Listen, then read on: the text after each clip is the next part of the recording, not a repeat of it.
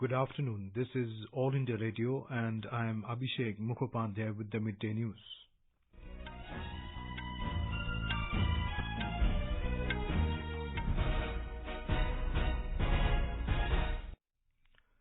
The headlines. Law Commission continues its consultations with political parties on feasibility of simultaneous polls for Lok Sabha and state assemblies. BJP and Congress yet to present their views. Samajwadi Party and Shiromani Akali Dal back the concept while TMC and CPI oppose it. Term of Kasturi Rangan Committee for drafting of new education policy extended till the 31st of next month. Government hopeful of food grain production to exceed last year's record of 279 million tonne due to higher MSP and favourable monsoon. Rescue operation begins to evacuate 12 boys and a football coach trapped in a cave in Thailand. In the FIFA World Cup semi-final lineup complete, France to face Belgium while England to meet Croatia. And in cricket, the deciding third T20 match between India and England to be played in Bristol this evening.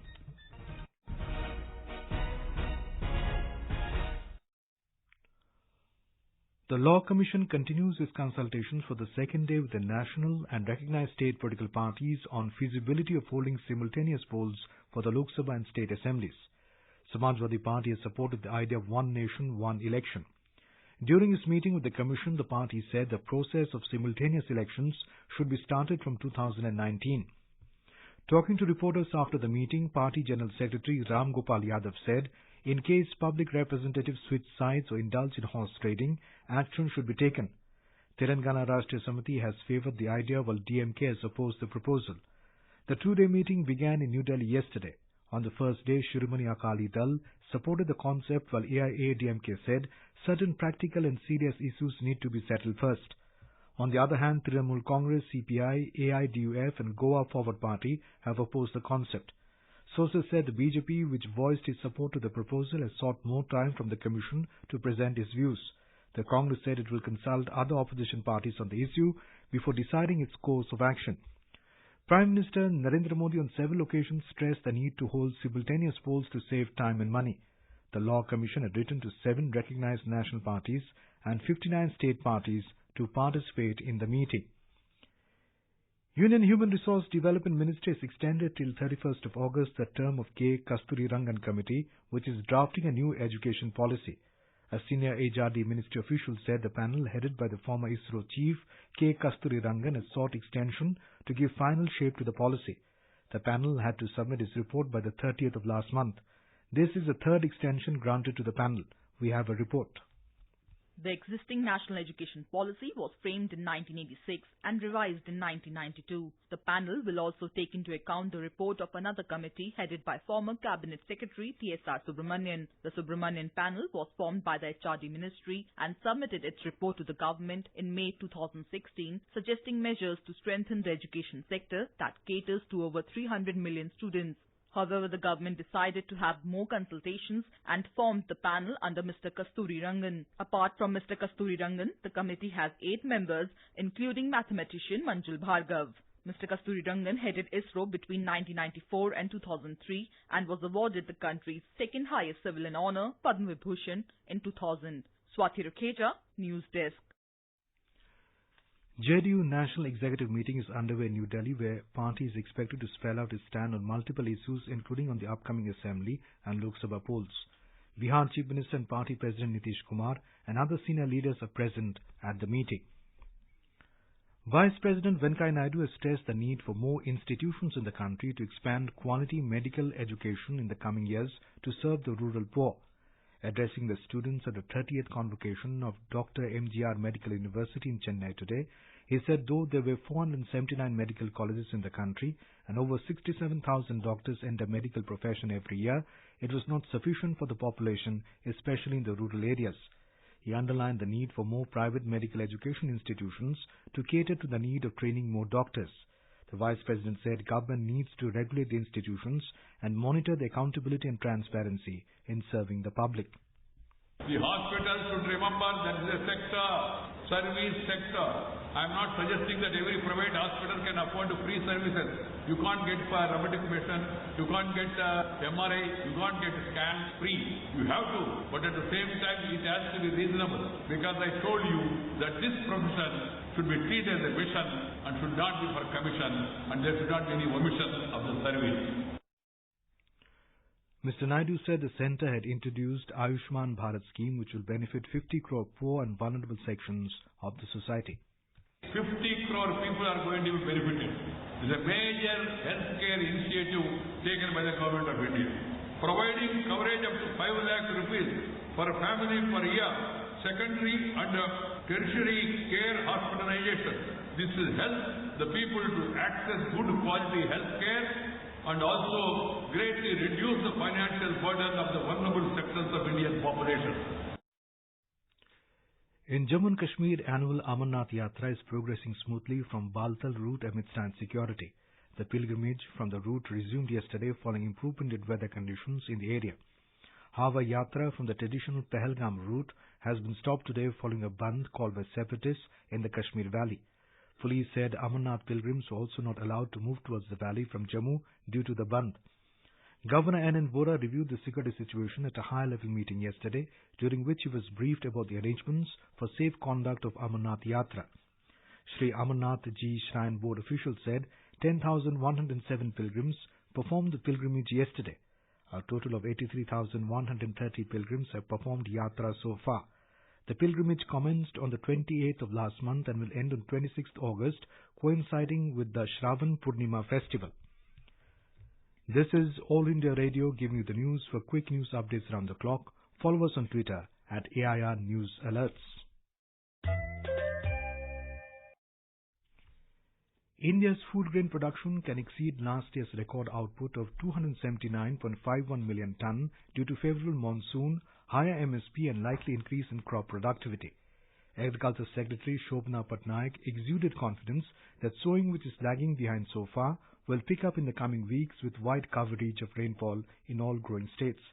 He said farmers will now be enthused to bring more acreage on the back of sharp increase in the minimum support price MSP for all 14 Kharif crops announced last week.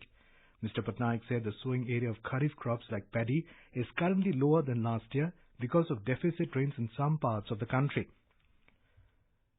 The Pradhan Mantri Jan Aushadhi Yojana was launched by the centre in 2015 to provide quality medicines to the masses at affordable price through special kendras. Here is a ground report from a Cuttack correspondent on how the people are benefiting from the scheme.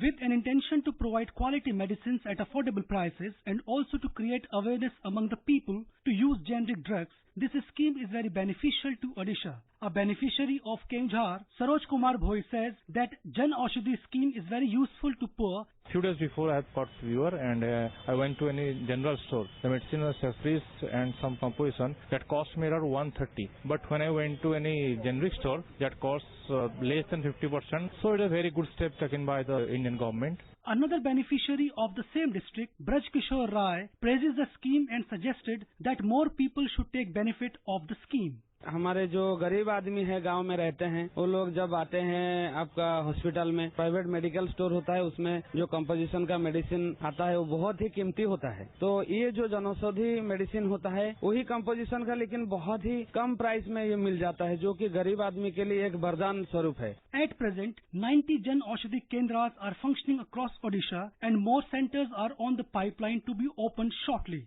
With the report of Tapan Maharana from Cuttack, Gulshan Rawat, AIR News, Delhi. Senior Congress leader and former Meghalaya Governor M.M. Jacob passed away today at a private hospital in Pala near Kottayam due to age-related ailments. Jacob, a former union minister, had also served as deputy chairman of the Rajya Sabha in the 80s. South Korean President Moon Jae-in will reach New Delhi this evening on a 4-day visit to India.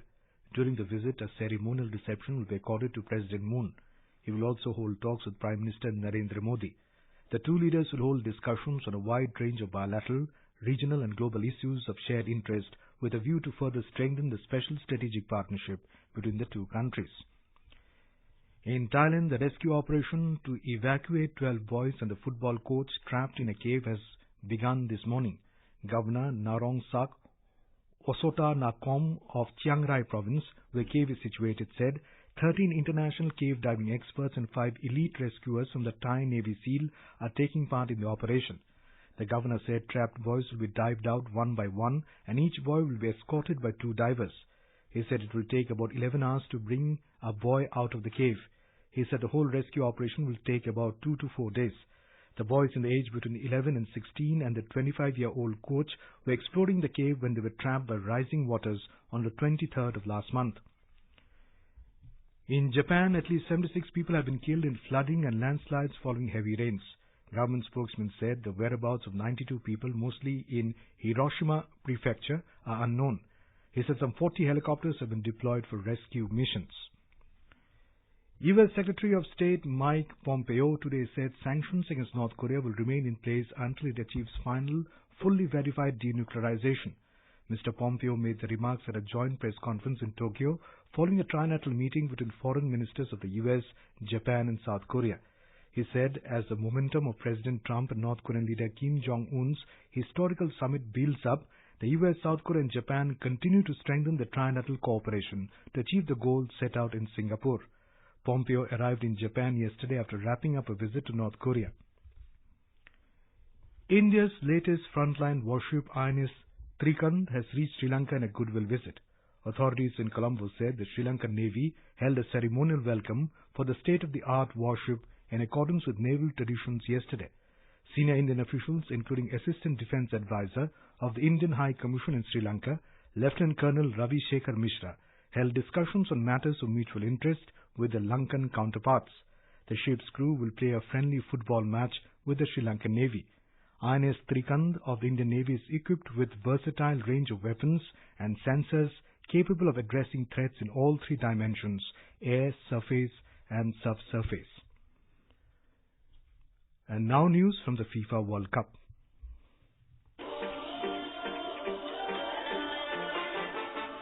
The World Cup of the beautiful game is in its final stages.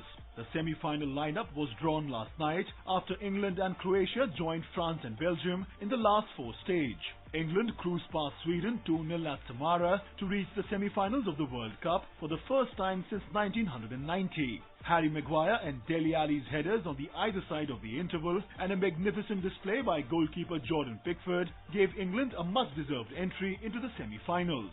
Later in Sochi, Croatia edged past hosts Russia 4-3 on penalties after the regulation time ended at 1-1 and extra time at 2-2. While Denis Cheryshev and Mario Fernandes had scored for the hosts, Andrej Kramaric and Tomago Vida found the net for the Croats, who sealed a semi-final berth after 20 years. But it was Ivan Drakitic again, who just like against Denmark buried a decisive penalty in the shootout to take Croatia through. Earlier, Belgium had defeated 5-time champions Brazil 2-1, while France beat Uruguay 2-0. In the first semi-final, France will face Belgium at St. Petersburg on Tuesday, while England will take on Croatia in the second semi-final at the Luzhniki Stadium in Moscow on Wednesday. The final is slated for next Sunday in Moscow. Sabi Hassan Khan, AIR News.